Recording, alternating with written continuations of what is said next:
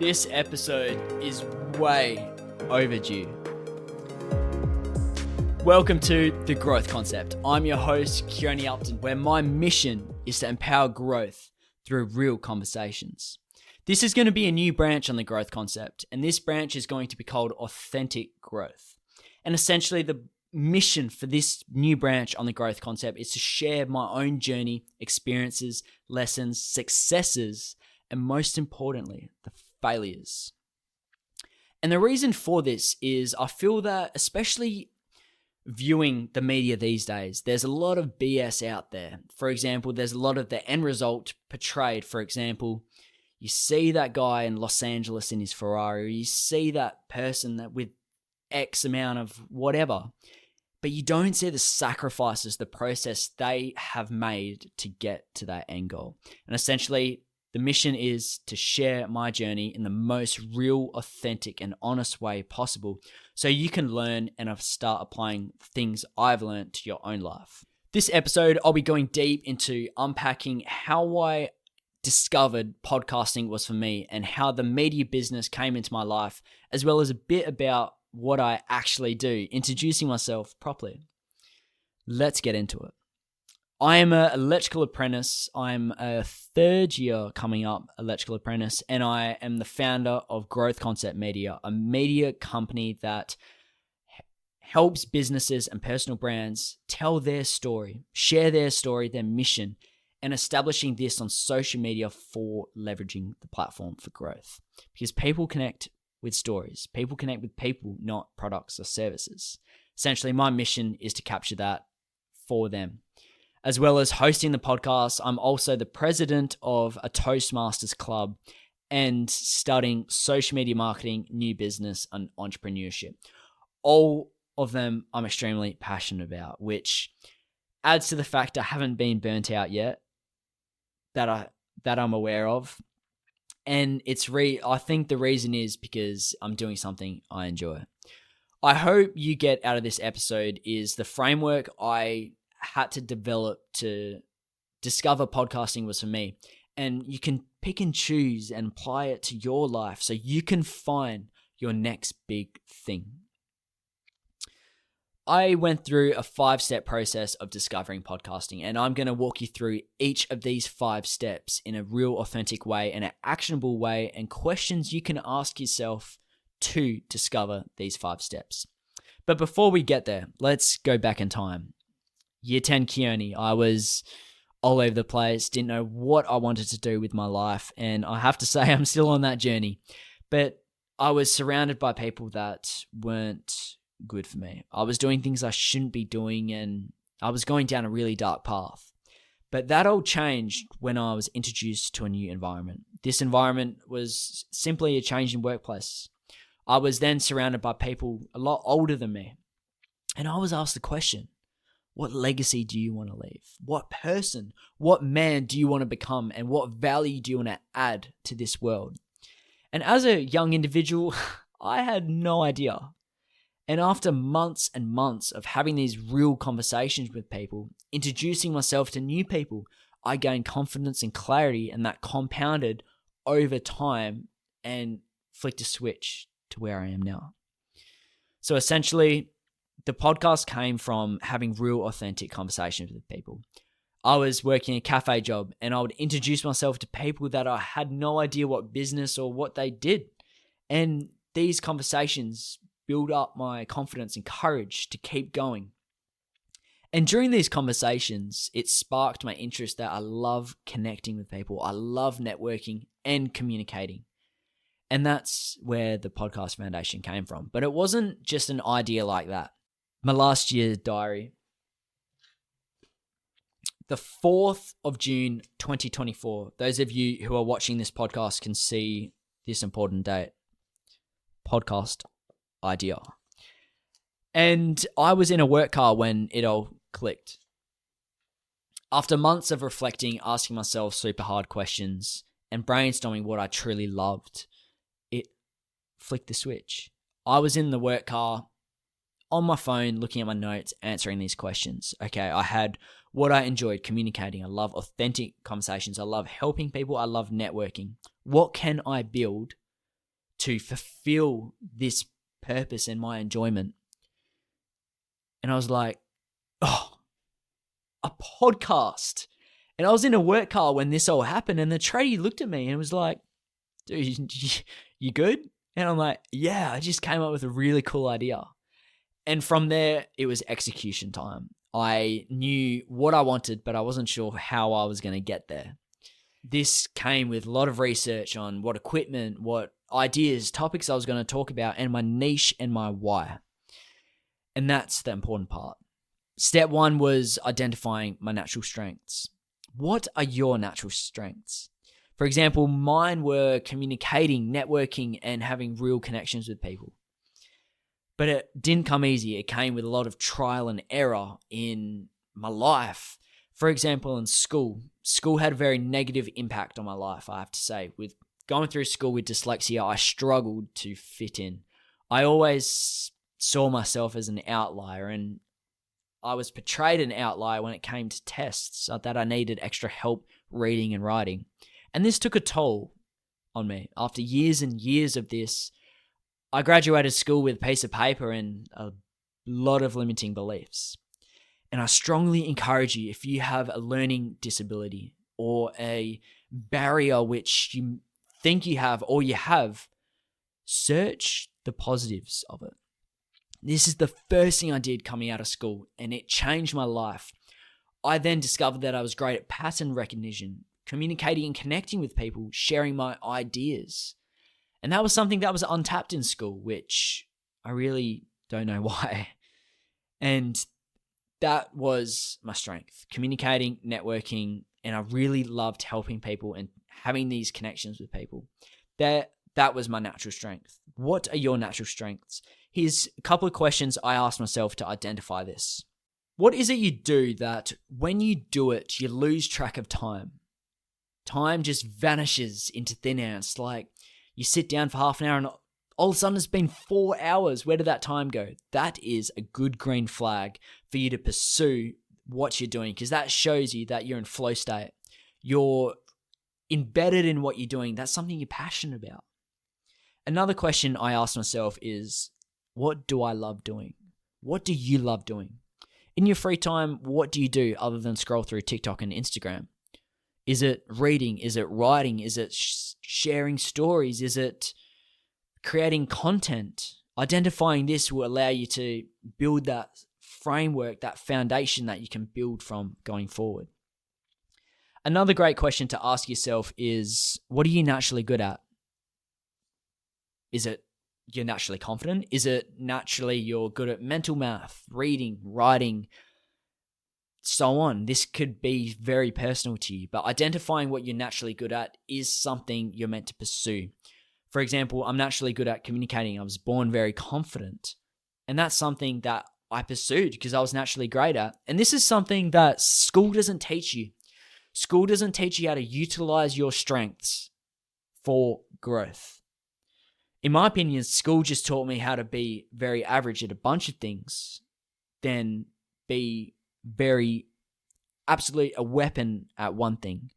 And you can outsource the rest. Like, for example, I'm developing a website at the moment. I don't have time or any idea how to do that, so I'm just outsourcing it.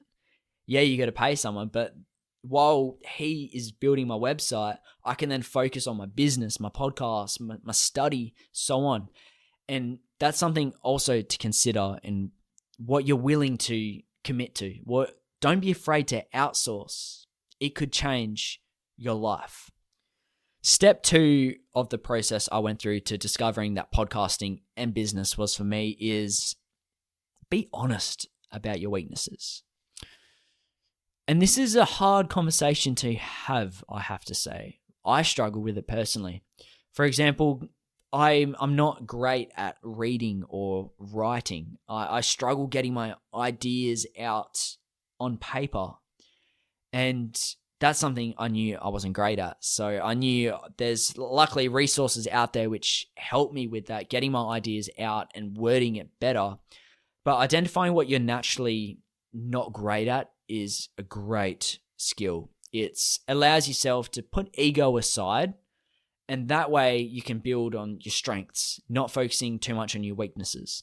And even that, for example, communication didn't come easy for me. I still had to learn the foundation and the basics of a public speech, giving a presentation, facilitating a conversation. Doesn't come easy. You got to learn, adapt. You got to be open-minded. You got to put ego aside because you don't want that to get in the way. Identifying your weaknesses is so essential. A couple of key questions I ask myself to identify mine is, what scares you or overwhelms you the most right now? Is it reading? Is it writing? Is it math? Is it English or anything? What is it for you? And another great, interesting question I ask myself is, if I developed that skill, would that enhance what I'm doing or slow me down? Does it align? For example, I knew one of the skills I needed to develop was communication. And I knew if I developed communication, it would enhance my podcast, my business, and will thrive me in life, because then I can present my ideas, ideologies to people in a way they're more likely to understand and relate and have a deeper connection with. Step 3 I tapped into is what lights me up. What is it you do that when you do it, you lose track of time? Like I was saying earlier, what is it you love to talk about? Examine that in yourself. Ask this question, especially when you catch up with friends or mates or family. What is it? What conversation just takes you to the next level? It's like, yes, I want to talk about this. I could talk about this for ages. This is a great way of visually seeing what you actually enjoy, and vice versa, what you don't enjoy, what you hate to talk about as well. It's also another good thing to take note of. Identifying this will allow you to build that framework and narrow your niche down, and with it being very overwhelming, you specifically know what you enjoy. Another great question to ask yourself is, what feels effortless or natural to you? Is it something that, is it editing? Is it speaking on camera? Is it presenting? Is it writing? Is it being creative? Really ask these questions and you'll see patterns. You'll see patterns in what you enjoy and what you're good at and what you're naturally good at and your weaknesses. You'll see patterns. And eventually these patterns will align and you'll find something that you want to pursue. For me, it was podcasting. Step 4 is look for a gap in the market. And this is very overwhelming, especially when you're not 100% clear on what you want to do. But for me, I realized that there wasn't much guidance for young individuals or individuals in general going through massive changes or challenges in life in an authentic way. And with having all these authentic conversations prior to the podcast, I've had so much growth from these conversations. If there was only a way to capture these conversations as I'm growing from them in a way that I can share it to the world, to share to you, that's my mission. And that is part of my why that stems from the podcast and my business, is sharing stories, connecting to that next level. People buy from people, not products or services. Great questions to ask yourself on what exactly is your niche, is what's missing from the world. Is it something in your industry? Is it something in the community? Identifying this will enhance and narrow down your target audience, which you're trying to target. Another question you could ask yourself is, could you offer a solution that others need? And this is very entrepreneurial thinking, but it is overwhelming, I have to say. I did struggle with answering these questions for so long. But it all comes down to what you enjoy. Because what you enjoy, you can then apply that to other aspects in your life and help other people develop a particular skill, product, service, whatever you're pursuing. It's great to consider that. How can you find your next big thing? After all, this is probably what you tuned into this podcast episode for. Finding your next big thing. Step 1, we spoke about self-awareness. Identifying your natural strengths, your weaknesses, your challenges, and asking yourself these hard questions and what truly fascinates you. asking these questions will allow you to build that framework for step 2, which is experimentation. Experimentation's big. I went through so many trial and errors on finding my thing. I was going to get a sales job because I love to communicate with people, but that fell through. And then podcasting came up, and it wasn't something I just knew from the get-go. It's something that trial and error, research. Oh, that idea didn't work. Okay, how can I enhance it? And eventually it led me to the podcast. I strongly encourage you to take that first step. Start that personal brand. Start vlogging, start blogging, start editing, start something. And you never know, it could be the one thing that is stopping you from achieving your goals. Or if you adapt that, will help enhance your goals and take yourself to the next level. And not being scared of failure as well. With personally coming out of school and entering the real world, I was scared to fail. I was scared to disappoint people, and I'm sure you may be in the same boat as well. But keeping in the back of your mind that if you're everyone's favorite, you're no one's favorite. You can't be everyone's friend. People are going to diss you. People are going to talk smack about you behind your back, but do their opinions even matter? Like, seriously, do they know you? They probably don't. And this is something which was a mental barrier of mine, on being afraid on what people are going to think, say, or what may come out, or the consequences of starting this podcast. And there was a framework I followed, which I'll present to you, which changed the whole direction of the podcast. From hovering over delete button with all my podcast episodes ready to be deleted and to pack away my dreams, this framework pushed me through and is now helping me achieve so much more. The third step is your market research, knowing your niche, knowing who you're going to target and tapping into that market. Knowing that from the get-go will save so much time and energy. Strongly recommend doing some research in whatever you're doing. Step 4, take action. What are you waiting on?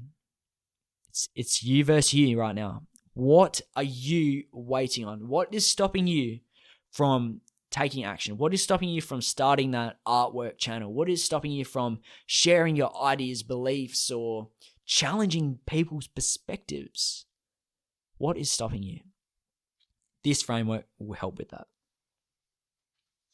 This is Simon Sinek's Start With Why. This isn't something that I came up with, but this framework is so personal to your own thoughts, beliefs, and your side business which you're going to start. Start with why. For example, my podcast, my why is to empower growth through real conversations by interviewing experts in their fields, capturing these conversations all on one platform. That's my how. And then the what, the Growth Concept podcast. That's where I'm presenting these conversations. This framework will help you so much. And those mornings where you wake up where motivation's lacking and you're like, what am I doing? This is such a stupid idea, Keone. What are you doing? Just do what everyone else is doing. Yes, these are conversations I've had with myself. And with that framework, I constantly reminded myself on why I'm doing the podcast. I love to connect with people. I love to help people. I love seeing people grow. And I love to empower growth through real conversations because that's where I came from. Honest, real, authentic conversations. And that's what helped me lift off the ground. That's what helped me pursue my business, pursue the podcast, pursue my studies, and being a president of a Toastmasters club. It all has meaning. It all has purpose. And that's one thing with entering the real world is the job you're doing, whether it's a 9 to 5, you're studying. Why are you studying that? And you'll realize that maybe it's not your dream, it's someone else's. And this is something that I've had to come to terms with as well. And it's been hard being like, oh, maybe being an electrical apprentice isn't my calling in life. Maybe it's bigger. But that's a conversation for another day. So identifying your why, how, and what is a great framework to build on when entering a new idea, hobby, business, or side hobby, side hustle as well. That way, you're moving with purpose.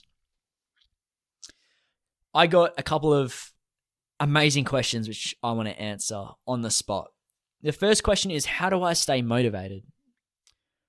This question I had to think about because I'm doing so much. I'm studying. I'm president of a Toastmasters club. I'm hosting podcasts. I'm trying to grow and scale my business. I'm working full-time, 9 to 5. How aren't I getting burnt out? How do I maintain motivation? It's done with purpose. And as cliche and general that sounds, is I genuinely mean that. I love what I'm doing with the podcast, the business, my media, and the public speaking journey. There's purpose behind it. And I think that's strongly lacking in today's world, that you hear a lot, I want to start this business. I just want to make money. I want to get into crypto, do this, do that. Why? And that will be your motivation, whether that's to become the best version of yourself possible, or to make your family proud, or to challenge yourself in a way you've never experienced before. Identifying this why is so essential to motivation, and this is the only reason why I've woken up every morning, gone to the gym at 4:30 in the morning, kept going with my motivation. My momentum is because I worked from my why onwards. Another great question I got was, during my podcast, do I ever get mind blanks and don't know what to say? Absolutely.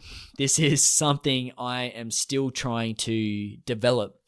And this skill is facilitating. Facilitating is presenting your ideas in a conversation format where you and the person share beliefs or values to an idea. It's that flowy conversation feeling, which is what you want in a podcast, but it doesn't come smoothly at all. There was times where I absolutely forget the question I've asked the guest, and they go, "Oh, what was the question again?" And I'm like, I forgot. And your mind just goes blank. But one technique that has helped me navigate this a bit smoother is putting the question back on them. In the sense of forgetting the question, there's no help there. But when you have that silence for a bit, asking them, what are your thoughts on that? Why did you think that way? Using the why, how, what format is a great way as well. On like, what are your thoughts? How is that going to affect people, or going deeper into that? And this will stem into other conversations, other beliefs as well. And you'll get to that deep section, the juicy stuff that you love to hear, the deep, honest, vulnerable part of a podcast. That's the sweet spot. But that comes with trial and error as well, and failing hard and getting back up. I cannot stress this enough, that it was scary getting into podcasting. And some of the key challenges I've had to face with hosting a podcast is figuring out how to manage people. This is something that doesn't come straight out of the box. You can't go to Kmart and just buy How to Manage People book and be a weapon at it. Trial and error once again. Knowing how to say no as well is extremely powerful when it comes to guests people reaching out to you, and sticking by your values and beliefs. Does this topic or person or belief align with my values, the listener's belief, and what they want to get out of it? And there's been episodes I've filmed which have absolutely flopped, and the guest has given a couple of hours of their time just for a month later for me to be like, I'm sorry, this episode isn't going out because of X, Y. And it's a hard conversation to have because they've been vulnerable in a particular conversation. And this has been a big learning curve I've had to overcome. And how I've overcome it is sticking to my values. Saying no earlier on saves that discomfort in the future. Linking back to your values, your belief systems, that goes to any side business, hobby that you're aiming for as well, is sticking by your values and going from your why is essential. Another difficulty I've faced is my public speaking skills, that facilitating skill. And this doesn't come easy. It was when I finished school, had a lot of filler words, ums, ahs, struggled to get my point across in a way people understand too, which is essential. And this all started to turn around when I joined a public speaking group, Toastmasters. I'm the president of that club, and being in an environment where people are wanting to grow, wanting to enhance their skills in communication, you only pick up from the best. Be surrounded by the people you want to become, and you will pick up those skills as well. My closing thoughts to you is finding your thing isn't about waiting for the perfect idea. It's about trial and error. Finding your thing or your dream business or idea isn't about waiting for the perfect idea. It's about trial and error. Getting back up when you fail is essential, because you are going to fail. I've failed countless times. I've flopped on podcast episodes. I've re-questioned everything, but that's where growth happens. Growth, as we know, doesn't happen when you're comfortable. You've got to put yourself in uncomfortable situations to grow. So I want you to challenge yourself by putting yourself in an uncomfortable situation, whether that's starting your personal brand, starting that gym vlog, starting your PT brand, or starting to do art or something, whatever floats your boat. Pursue that. Let me know how it's going. I'm here to support you no matter what. Thank you so much for tuning into this episode. I really hope you got something from this episode, whether it was the framework I've built from with discovering this podcast and how I overcame these challenges. And I'm still learning, I'm still failing, and I'm not perfect. I'm far from it. And it's all about the journey. It's about getting up, keeping that momentum, keeping your why in mind, because keeping your why in mind will allow yourself to have the bigger picture and not be distracted by short-term gratification as well. I challenge you to share this episode with someone that may need to hear it, or you think what I'm preaching is interesting to you and you just want to spread the love of the show. And in return, I will do my best to keep improving this podcast every single day, and I will not stop. Thank you so much for tuning in. This is The Growth Concept, first episode of Authentic Growth. I look forward to seeing you on this next episode. Until then, keep growing.